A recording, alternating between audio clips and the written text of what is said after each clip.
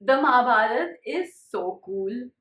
Hello, everyone, and welcome to Fandom Newbie, your weekly dose of geekiness. Now, I don't know if I've mentioned this on my channel before or not, but even though I was born in India, I grew up in the US. My family and I moved to the US when I was 3 years old, and we moved back to India when I was 10. So, for the early formative years of my life, I lived in the US.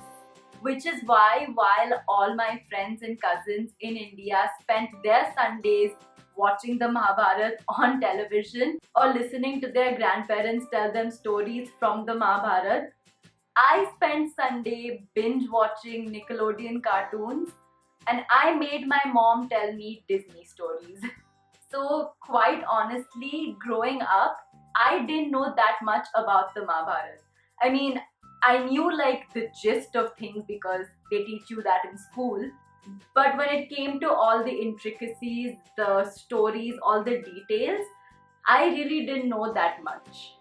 Which is why when I saw this book in the bookstore, I was so happy. I picked it up immediately because I was dying to find out what this story was all about. And after reading it, I have to say that it was epic. So this video is going to be a review of Jaya by Devdutt Pattanaik. The first thing that I loved about this book was how simple the writing was.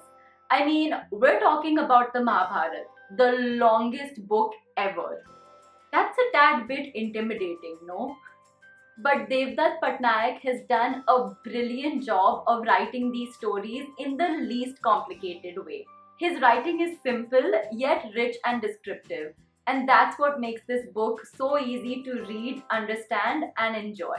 The only thing overwhelming and intimidating about this book is the number of characters. But we can't really fault the author there, can we? I mean, seriously, if you thought Game of Thrones had a lot of characters, whole new level here. The next thing I loved about this book was the layout. This book is divided into 108 chapters or stories, and at the end of each story or chapter, we get like a small author's note kind of thing. In this little author's note kind of thing, we get the author's perspective of the story.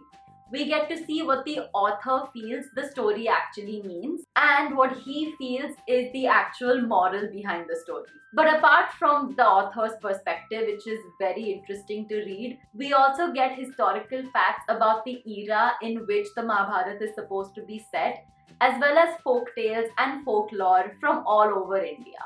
This gives us an idea as to how this epic story is ingrained in our culture and also how it is still significant in our lives today in 2016. And that is what made this book for me such an amazing read. Another thing that I really liked about this book was how neutral it was.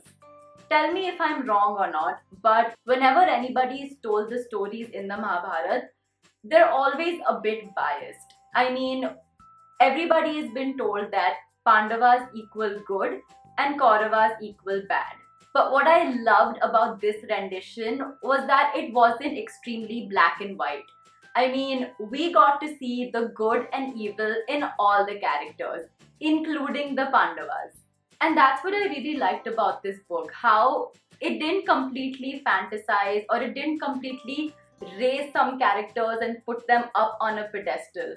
It showed us the good side and the bad side in all of the characters because that's how the world is and that's how human beings are. We all have a dark and a light side inside us. And I think that is what made this interpretation of the Mahabharata so refreshing and it gave it a kind of a modern spin.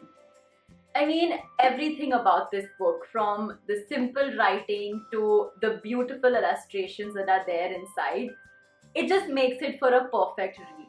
I highly recommend this book to all of you who have never read the Mahabharata.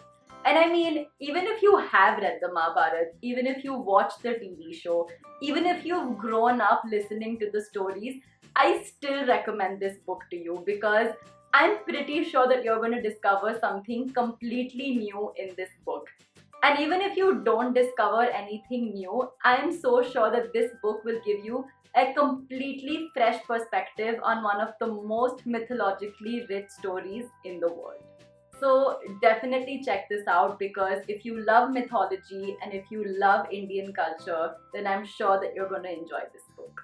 So yeah, that was my review of Jaya by Devdutt Pattanaik. I hope you enjoyed this video. If you did, don't forget to give it a big fat thumbs up and comment below letting me know if you have read Jaya. What were your thoughts? What did you think about the book? Let me know, because I would love to hear your thoughts. And of course, if you like videos like these about books, TV shows and movies, do subscribe to my channel, because I make videos every Tuesday and Friday. That's it for now. I'll see you guys next time. Bye.